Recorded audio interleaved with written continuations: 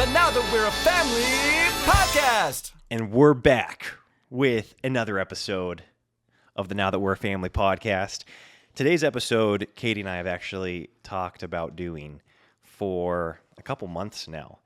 And it was a concept that we came up with during our hiatus from the podcast. And I almost kind of brought this topic up last week when we were kind of running through our reviewing our break, but you stopped me because you felt that this concept deserved its own episode. Yeah, I cut him off, which was kind of bad, but I really do think it's going to be worth it. I think I did a good thing still. Yeah, you're standing by your decision. Yeah, I'm standing by the decision because I really do feel like it's going to be worth a whole episode to talk about because we've had so many conversations surrounding this and it just didn't seem like it'd do it justice to just throw it in there. So anyways, I'm excited to hear what you have to say. Well, I'm excited to hear what you have to say. And then I'm excited for you to correct some of the things that I say improperly. I was going to say, I think I'm just here to hear what you have to say. I don't have a ton of notes on this topic. No, so I started thinking about this when we were on our break, and I was listening to some different radio stations, and most of them were Christian radio stations, and there were call-in shows, and these stations would have various guests on that were, psychologists or PhDs and some, I guess, social science, and people would call in, and they were Christians. They were Christian, doctors and so on, and I started getting frustrated because I felt like a lot of the advice was it was almost indicative of what the bad medical advice that is assuming a bunch of things are never going to change in people's lives, and so they give them a drug as a Band-Aid maybe. So it's okay, you have these symptoms. We're going to give you this drug to make you feel better, but we aren't going to really consider the root of the problem. That's right. And go back to what's actually causing this problem in the first place. Right. Maybe it's more lifestyle related. Right. We're just kind of going to work from where we're at today instead of going backwards and seeing if we can eliminate what caused this. That's right. Is that what you're talking about? That's exactly right. Okay. Yes, so thanks for expounding upon that. And again, we're not here to bash the medical system. That's not why we brought this up. We're incredibly grateful for the medical We're grateful system.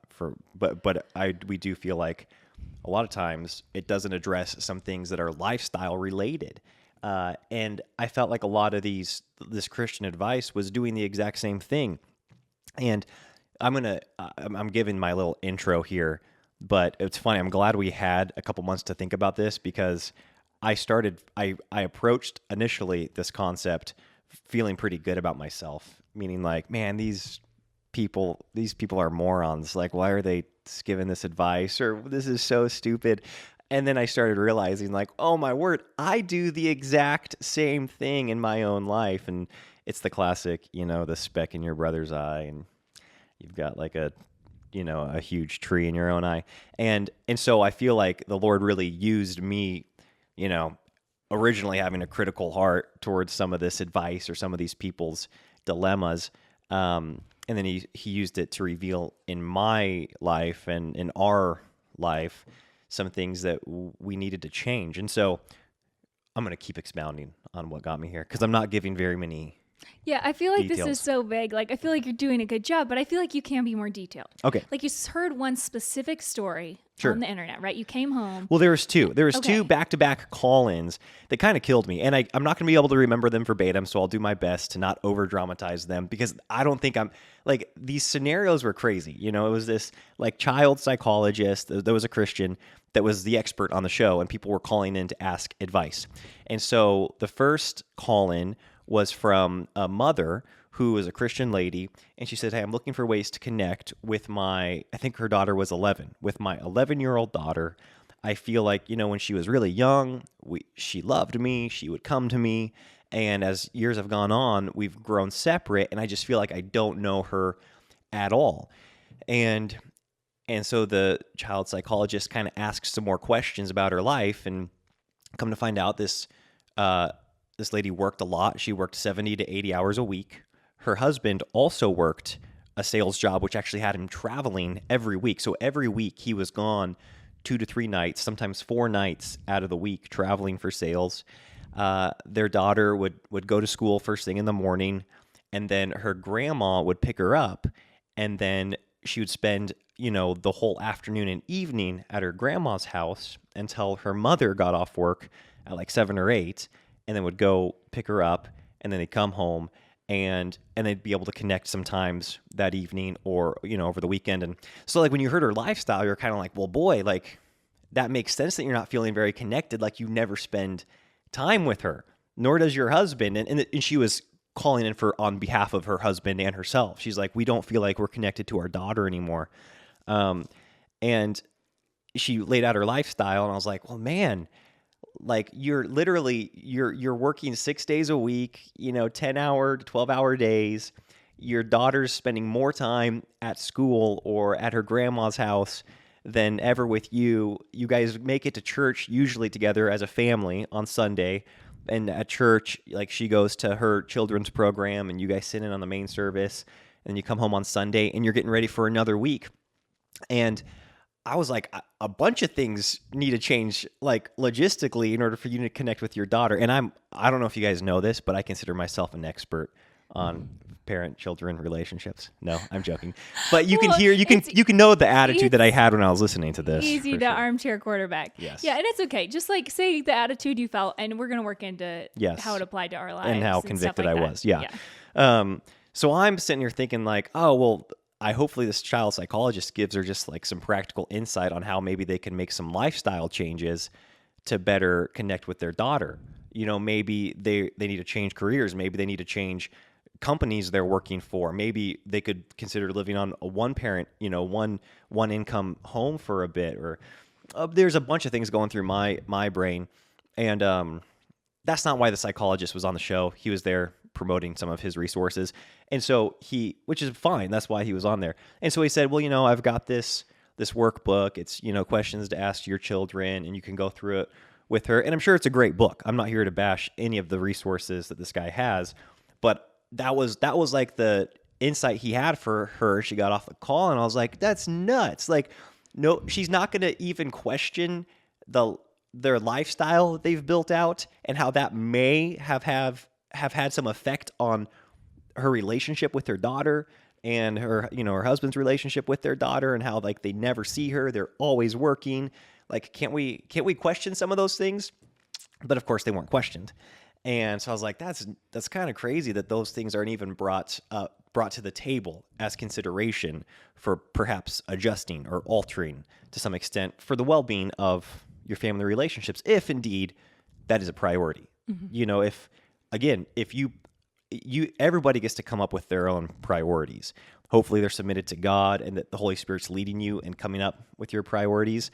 But from her heart, she was speaking, it made it sound like, no, this child is such a priority to us. We love her, we care for her, but yet it seemed practically like she wasn't making it a priority. Well, I think that's part of the hard part with our culture. This is what we want to talk about ultimately, is what are the things that are on the table that we aren't willing to let go of? That's right. Or what things have we not been willing to let go of in order to live out our priorities? And you mentioned, Elisha, that we all can pick our own priorities, but as Christians, we are subject to God's order of priority. Mm-hmm. And so it sounds like this lady was, really interested in God's order of priority. She mm-hmm. did value her daughter's relationship, but in this instance, it seemed like the biggest thing getting in the way of that was career. Mm-hmm. And so that is out of balance. But in our culture today, in the Christian church, we aren't talking about these things that are out of balance. Like career, we don't consider necessarily changing careers. That just seems like, we're going to assume that that's a foundation. That's just a given. You need to continue in your career. Right. So what can we do? What questions can we ask? How can you have special time with your daughter? How can we focus on her love language? Mm-hmm. How can we do all these different things to create relationship? And yeah, that's wonderful. Right. And we do want to do all those things with our kids, but maybe this assumption that we're making that a career cannot be changed for the sake of the family is a faulty assumption. Yeah, and I think it led to me, first being so grateful. Obviously, I had a critical heart, which wasn't right at all. And I always tell Katie, like, I feel like I can gauge where I'm at, like in my walk with the Lord, based on how much like criticism I have in my heart. Like when I feel like I'm walking with the Lord, I'm in His Word and His Spirit is really leading me, I just don't have very much criticism for people. But when I'm not, it's like I just all of a sudden get critical of everyone. And so, Well, this is something I really admire about you, though, is that I feel like regardless of your first response, you always come around to, okay, how does this affect my own heart? Where is my own heart in this? Always.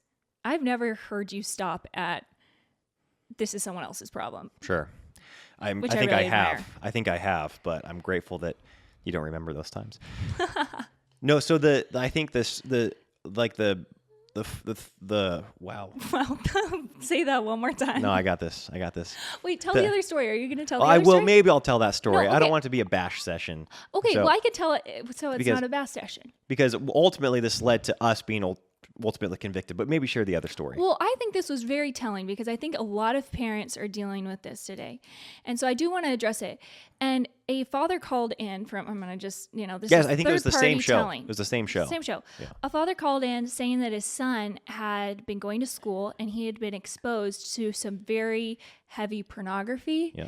that was pretty twisted on another child's device. Yeah. And I think his son was 8. his son was 8 years old. And the sad part was on the show, they talked about, okay, how can you have a discussion with your son about this heavy content that he viewed? How can you, help him process it? And yeah, that obviously needs to happen now that he's been exposed to this. But it was never a discussion of pull your son out of school. Get him out of this situation. Yeah, get him away from those friends. Because Get him away from all the other people that have these phones. Because, I hear this. I was in getting a facial done, and the gal was talking about how she was so frustrated, how she doesn't let her daughter have a phone. But at school, and this girl's in middle school, she has access to all her friends' phones. And I was like, yeah, like, why are we not considering this?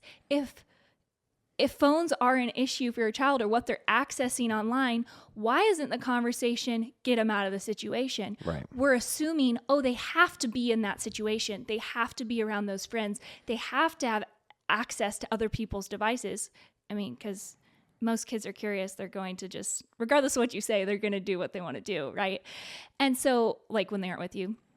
yes. And so you just we're assuming as a culture and as a church that these things aren't questioned. These are non-negotiables. Now what do we do with the ramifications from those? And it's just, I guess I want to be so careful in our lives with, are those the conversations we're having? Or Well, yeah. are we willing to change our lifestyle in a dramatic way for the sake of our marriage and our kids? Yes, or our faith. Kay's in the kitchen, cooking with you today. It doesn't really have the same vibe as when I do it with all 7 of my other sisters. But if you haven't heard of Kay's in the Kitchen, it's a cooking show that I started with 7 of my sisters, and we've turned it into a fun way to learn new recipes and cook together with your family. Just the dinner table, sitting around the dinner table was so big for my family in just building relationship. And a big part of that was food. I don't love to cook, but I know that it really blesses my family. And so one way to make this more fun was to learn with my sisters how to take some incredible recipes and learn to cook together. So I want to encourage you to go to nowthatwe'reafamily.com and check out Kay's in the Kitchen. It's a fun cooking program that you can use to build a relationship with your daughter, learning to cook, with your boys, as siblings. It doesn't really matter. We just want to get your family in the kitchen and seated around the dinner table enjoying an incredible meal. So head over to Kay's in the Kitchen and you can get 10% off. It's like the lucky number by putting the code PODCAST over at Now That We're a Family.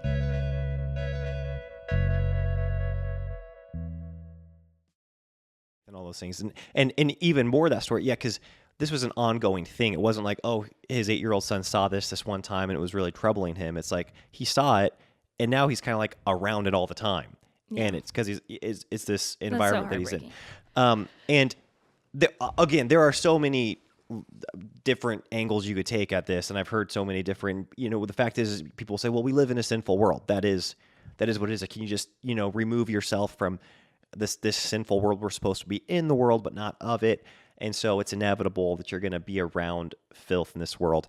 And to some extent, of course, that is true, but you can also totally be a fool. I was just reading in Proverbs, and it's Proverbs, I wrote it down. I wrote the reference, Proverbs 22:3, that a prudent man foresees evil and hideth himself. But the simple, what does it say? Pass on and are punished. You got it. Nice job. But the Ding, simple, ding, ding, ding, ding. it says the simple pass by and are punished. And so this isn't like somebody that's out even looking for evil. They're not looking for sin, but they're just a simple-minded person. They're not being aware of their surroundings. They're not being conscientious of what could be a temptation or what could be a stumbling block for them, and they pass right by it, and they're punished because of that. They're punished either by the sin itself or by falling into the sin, then they're punished for that sin.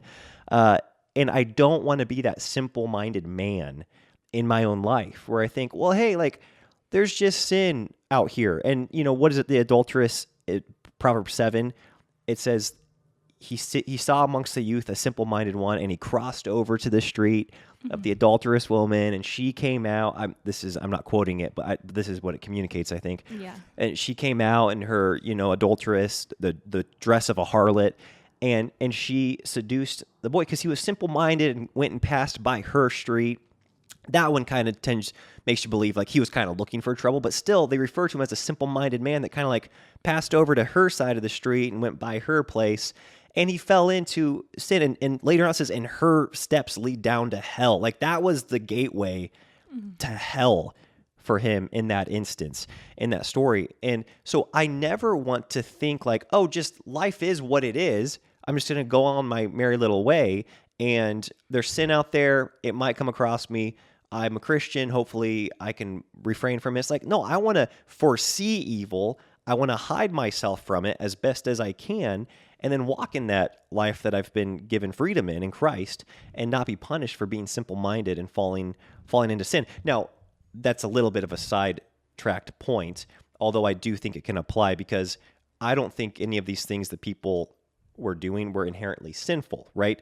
But that's the point of Proverbs 22:8, I believe, or 22:3, is that he didn't foresee danger. It was evil. There was potential evil in it. And so I think so many of these environments that, I've found myself in, unfortunately, or that other people put themselves in on a regular basis, if you just practically looked at it, you're like, you know what? You're kind of putting yourself in a dicey situation. Is there a way you could avoid this situation? And I do want to say real quick, yes, our children are going to stumble upon things. We're going to have those conversations. I think it's wonderful that there are experienced professionals or experts who are helpful in walking parents through having those hard discussions. Yeah. I know that we're going to have to Right. with our kids. So it's not like we're saying, oh, hide them in a bubble and then you won't have to go Right. through this process. There is a place for the process. But what stood out to us and what spoke to us through these stories there were some faulty assumptions that Yes. were hurting the family. That's right. And so that's what we took away from it. And so when we came home, we were like, okay, these are things that it seems obvious to see in someone else's Yes. life. What are the things in our life that we haven't been willing to put on the table, hold loosely, and say, is this benefiting our family? Is this harming our family? Yes. What are those things in our lives? Yes. And we found some. We did. And one, I think you have to ask the question, is there something I'm not willing to, sacrifice or to lay aside for the health of my marriage or my family or my faith? Or are there things that I'm just straight up oblivious to? They're so like second nature to me. They've been a part of my routine or my life since as long as I can remember. So I never once even questioned whether or not it was promoting these things that I'm a fan of, or it was taking away from them, and it was a potential danger in these areas. And yeah, so we evaluated that in our own lives. It also made us reflect on our parents and how intentional they were in ways that were so countercultural. They were uncomfortable. They maybe even for a time cost them money. They missed out on promotions. It caused them being kind of, even ostracized, for my parents anyways, from different church groups because they felt like just what was best for their family, they had to do some things differently. And I really feel like in hindsight, my dad put his money where his mouth was. He put his, kind of like his reputation where his mouth was. He put his name amongst the community where his mouth was when it said, hey, I want to serve God. I value my wife and our relationship more than these outside relationships.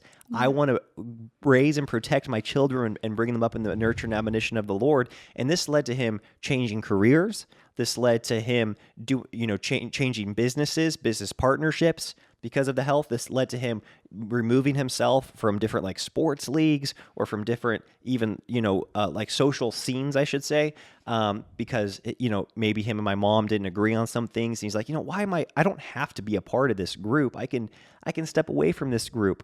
It's a big reason why it led to them homeschooling. And why there's a bunch of things. We've got some close friends that I just have so much respect because they literally moved 2 states away for the sake. He moved from their community, their job. Then you're thinking, well, that's not healthy. You should stay connected to your community. Well, no, the community was part of the problem for his children. Their child had gotten into a situation with the community where they're like, you know what? We need to be removed from this community and put our child in with a healthy community. They knew of a healthy community 2 states away. Yeah. And they moved. And I don't think that if you asked him now, 10 or 15 years later, whatever it is, that he would regret it. Yeah, it's like, did it make financial sense? Probably not. Was it good for his career? Probably not. But it was, he said, okay, him and his wife were on the same page. Mm-hmm. They were united. They said, for our children's sake, we need to make this move. And I have respect for people that truly put their money where their mouth is in practical ways, in ways that hurt on some level. Yeah, I think they do hurt. Otherwise, everyone would do them. That's why I think we're slow to want to make those decisions because there's some kind of benefit in what we're doing. Otherwise, we wouldn't be doing it. Yes. And any of the things we're mentioning here, I also want you guys to know we aren't saying, oh, well, this is the right way to do it. It's different family by family, and that's why we have to sit down and really critically think through our own lives. Yes. For us, there are a few things. Oh, for your parents? Well, I'm thinking for you and I. For you and I, you want to just jump into that. I was kept putting that off because it becomes so much less fun once you actually have to apply it to your own life. Well, something I think that we did a while ago was we eliminated streaming platforms because we realized that even though we could get a cheaper deal on entertainment, when we were going in, and this is something we did well. I'm going to say some things that weren't so obvious that we had to adjust.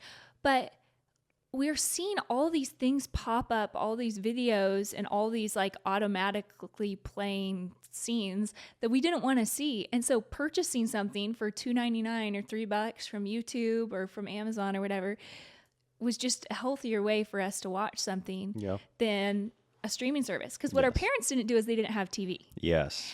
And that was a way to eliminate a lot of commercials, a lot of the random surfing and just junk you have to wade through to find something that is okay to watch or beneficial. And what Elisha and I realized is, we carried that on. Our lives were great without TVs, so we just continued that. But with the internet now, with streaming, it's like, who cares if you don't have a TV? You can access everything and it's still all there and you're still getting all the commercials and all the ads and except for times 100 probably times so many so that's such a again one of those things that my parents did that was actually really countercultural at the time, and even they were the weird ones even in their community, was not have a TV. They unplugged the TV, they got rid of it. And that might seem like an obvious thing now, but then they were like the weirdos for it. Oh yeah, big time. And it was the same thing when they decided to homeschool. They're like, no, we think it's better. And so just those two things, you think, oh, well, those are things that Katie and we want to carry on. It's like, we're not going to have TV and we're going to homeschool our kids. Well, there's a whole... we didn't realize there are some things that are new challenges to our generation and to our, I guess, culture that our parents did not have to wade through, that we have to wade through, that are going to be challenging. And like you said, internet, smartphones, streaming platforms, social media platforms, these things that our parents didn't have to go through, actually, I think can be 1,000 times more dangerous than a television in your home. And so I think Katie and I probably we're like pounding it. We're like, yeah, we're not going to have a TV in our home. That's so good. And then here we are, with 2 laptops, 2 smartphones, you having access to whatever, just subscribing to the streaming platforms or to the social media sites that everybody does, not questioning it, just saying, well, this is like, of course we're going to do this. And when we had to bring that to the table, then we started realizing like, oh my word, why would we just take for granted that these are going to be in our life? When you look at so much, if we're honest with ourselves in like, where is like some of the filth coming into our home from? It's like all through these platforms or these avenues. And so again, I think we've got a ton of room to grow in this area. Oh yeah. Always. But I think coming to an awareness of it, unsubscribing from some streaming services, a big thing for me was getting rid of my iPhone. Yeah, you're right. You went to this like piece of junk that. Yes. I get Elisha's text and I think it's like all swear words because aside from the fact that you don't swear, because there's like no sense to the words. It's just like a jumble of symbols and things. I'm like, what is he trying to say? I know I don't know how to answer his phone if someone calls. I just like hand it to him because it's too like all in caveman. all, it's been a good experience not having a smartphone, and this is the light phone. That's what I have right now, and it's basically you can't do anything on it, and so you're never on it. I thought maybe it would be good because when it says like, oh, you can just text and call. For whatever reason, I assumed that it would be good at doing those things. Like, oh, if those are the 2 tasks it's supposed to perform, I bet it's pretty good at those things. Well, no, it's not. So it's the 2 things that it's supposed to do, it's poor at doing. And so it really helps me never be on my phone. But I think the Gab phone might be a better option if someone's looking into that. But I do think of this when it comes to like you as a single guy, right? No Christian healthy sexual outlet. What the heck am I trying to say? As a Christian single man, there is no healthy sexual outlet. Right. Which is kind of mind-blowing, to be honest. We should be getting married a lot younger.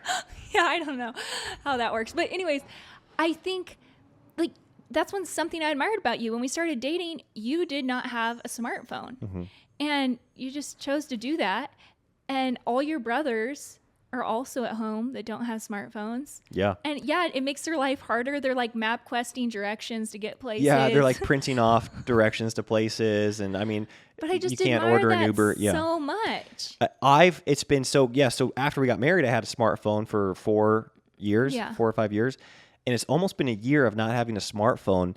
And again, this isn't like this is the answer to all of your problems. No, nothing we're saying is the answer. We're just trying to like. It's just some common examples. sense to me. It's like, okay, if I'm going to like put you on. You just said this isn't the answer. It's just common sense. For me, it's common sense for me. That like this was like when I looked at my life and I was like, okay, where are temptations coming from? Where's sexual temptation? It's like, okay, almost 100%, not entirely, but almost like. Maybe 90% of sexual temptations comes through the phone, comes through the device. Where are like stress is coming from, or anxiety, or like, really downer thoughts. Like they're all coming through this device. Why do I have this device if I don't need it? And once I realized I really did not need it to operate our businesses. Go ahead. This is what I think though. You said something really important. You said I didn't need it. Once I realized I didn't need it. Maybe we need some of these things. I think this is kind of a faulty assumption that we'll have is I need this job, or I need my kids to be in this school, or I need my smartphone because how am I going to get an Uber, or there's a taxi, how am I going to do these things? Run my business, get back to email. And how am I going to do this without this? And it's like, that's probably a good place to start. If you think you need something, but it's causing stress to your life, then maybe it's something that hasn't been questioned. And we want to question the things that haven't been questioned. Yes, that's the goal in our own life. And so again, we want to circle this back around to our own life because we have made some changes since this. Go ahead. Yeah, I mean, you mentioned your light phone. I think too, Elisha and I are big proponents of being in different situations as far as different experiences and having different experiences, I think, instead of like materialistic things. I would We say. value We really experiences. value that. Sure. And an environment that I was in consistently was putting me in situations of the opposite sex that did not value or see marriage as a covenant before God and a closed relationship and just a done deal. And it was weird because for the first time since us being married, I felt single. Not single in the way that obviously I was like committed 110% to Elisha, but I was feeling feelings like, why do I feel like I'm an option? Why do I feel like I'm being pursued? Why do I feel like there's a consistent flirtation happening towards me when like that's reserved for someone else? I have a ring. I have 4 kids. Why is this happening? Yeah. You know, why are these conversations happening outside my marriage? And when it was causing a lot of stress and Elisha's in my marriage, because I would come home and be like, this happened. It was weird. I don't know what's going on. And after a little while of this, we're just like, okay, this experience isn't worth it. Yes. It's just not like, okay, yeah, it has some great benefits. That's why I thought I was going to do it. It seemed like a great outlet for me. But this is causing stress in our marriage. Yeah. And it's tearing down our marriage, the trust in our marriage, even though nothing was happening that was wrong between us. You were more faithful than ever and committed. There was never like a question Right. or a desire of mine. But it was a situation where when we sat down, we're like, we don't have to be subjecting ourselves to this. Yeah, exactly. And it's not even that we could have continued on in it. And we could have worked through it and been like, okay, well, there wasn't anything that, again, many, I think, probably healthy marriages are in these types of situations and they keep going through it. You know, well, again, I would just consider. But I'm not saying it wouldn't benefit their table. marriage if it was removed. I'm just saying the amount of affairs that do happen. I think a lot of people, like probably Elisha and I, would think, oh, we're never going to have an affair ever. Yeah. Obviously, like I can't even like think of that, so I'm just like saying it without even considering how big of a concept that is. But when you consider how many affairs happen, so many people think we're never going to have an affair in our marriage, and it happens. Because when you're being pursued by someone and you're being seen as special by someone aside from your spouse, it is a weird feeling that you shouldn't be having outside of your marriage. It's unhealthy on the marriage. And so maybe it's a work situation of someone you work with really closely. Maybe you're having all these bonding experiences with someone outside of your marriage. And it's just, I mean, we could talk about like friendships, and that's a whole other conversation. Yeah. But it's just, you're walking a fine line. And I think, like you said, the wise man foresees the evil and hides himself. The simple pass by and are punished. Yeah. And we don't want to put ourselves in situations where we think, oh, this is never going to happen to us. Yeah. We're strong enough, or our marriage is good enough, or whatever. When, our marriage, we care so much about our marriage, we're just going to get out of the situation. Yes. We aren't going to think we care so much about our marriage, the situation isn't going to affect us. That's right. And it was a sacrifice. What we were getting from, or what you were getting from this experience was beneficial in other areas of our life. That's why we were doing it. Yeah, absolutely. Because we're like, hey, this will benefit this over here, and then it'll help this. And so it's not like it was just this, whatever, I don't care. Take it or leave it. It took a little while for us to be You're like, kind of like, you know what? The cons definitely outweigh the pros here when it comes to our marriage. And the cons, it was easy when we thought, wait a second, where is our marriage in relation to these other areas of our life that are being benefited by this thing that you're attending? And it was easy once we looked at it through those lenses. Oh yeah, it was, yeah. But once you kind of start convoluting things, you say like, well, maybe, we're benefiting financially from this, or this over here is helping, with the kids' education, or this over here is helping with our health. But then you start realizing, but it's undermining like our marriage. Wait a second, our marriage is priority over these things.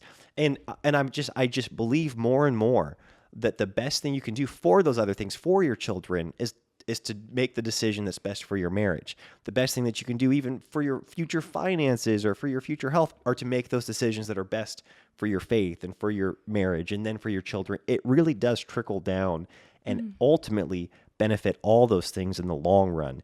Even though short term, you might think like, oh, this is a better financial situation or better financial decision, but it hurts your marriage. Even so, long term, by pouring into your marriage, I think, I'm not saying you get it all. You know, like if you invest into your marriage first and foremost, then you will be wealthy. But I do think that there are like cause and effect things where you find yourself in unhealthy financial situations or health situations or child training situations because you didn't prioritize your marriage. That's all I was saying. Yeah. I think ultimately a lot. I'm just also to sum it all up. Yeah, to sum it all up. Also, do you guys hear the trash truck? He's come by 3 times. Yeah, that's nuts. What the heck? What is today? Today's Monday. Yeah, so we need to remember that Monday between like 9 and 11, the trash truck comes 27 times. The first time it was like, okay, that's noisy, we'll get through it. The second time it was like, come on, I guess there is garbage and recycling. This is the third time. Yeah. Maybe it's going to be 4 times. Maybe it's twice down the street. I think what it is he goes by the other side of the street. Uh-huh. And then there's the recycling that goes by the other side of the street. Oh, so and then we still have one more pass to I think go. there's going to be a fourth. Yeah, and then they come our side and get the garbage, and they come our side and get the recycling. Okay, well, let's wrap this up. Ultimately, to sum it all up, I think I don't want you to take away from this. Like, I don't want our listeners to take away from this. Okay, Katie and Elisha think that this is going to harm our family. No one specific thing is what we are attacking here. We just want to encourage a discussion of, okay, what things have we assumed are final? What things have we assumed are like non-negotiables to change in our life? And are we trying to build this tower of change and family and all these things on this faulty foundation? That's right. Yeah. And I don't think this is a conversation you can have one time. You know, when we were inspired to talk about this, we made some changes in our life. And I think, who knows, maybe 3 months from now, maybe 3 years from now, we need to come back to the drawing board and be like, what activities are our kids in? Who are they being around? Maybe it's family, maybe it's cousins. Have we just assumed that because we love all these family members that we want our kids to hang out with them? Now, right now that is the case, but I just don't want to assume anything. Right. You know, maybe there's a bad influence coming from a source that we thought was just right. You know, we are clueless to. That's right. Yeah. And we want to be able to revisit. I just wrote down a list of things that's like, these are the things I think for me that I can see. I know the classic thing is like you don't see your blind spots. That's the whole point.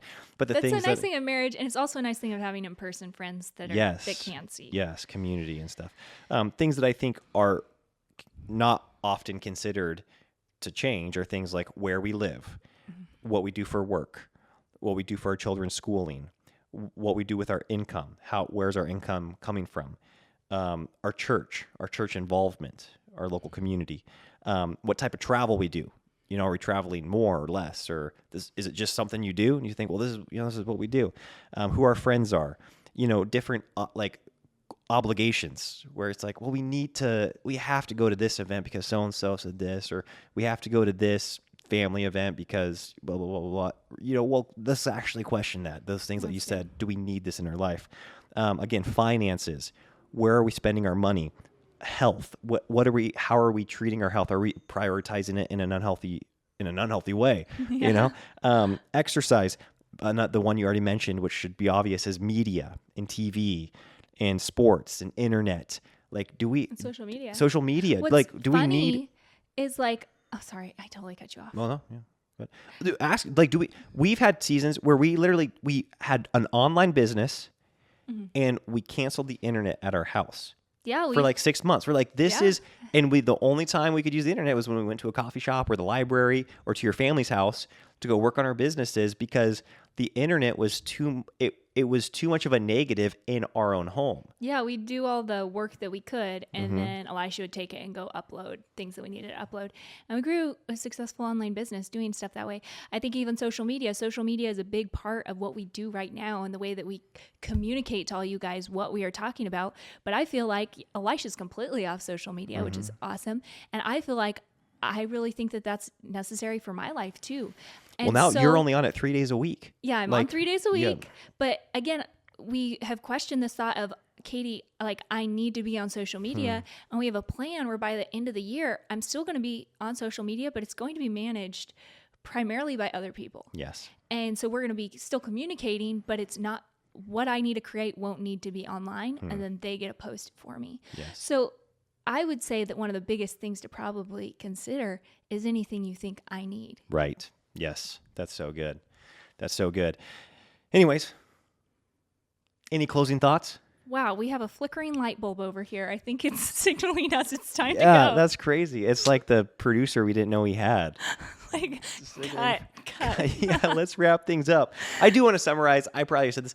I want you guys to know too, when I was telling those stories at the beginning, that's true to where my heart was in the moment. I was really critical, but it's just the Lord's done the work in my heart where I don't even view those stories and I'm like, what fools, what morons? Because there's so many unspoken details to everybody's story. Yes, that's true. That I'll never know.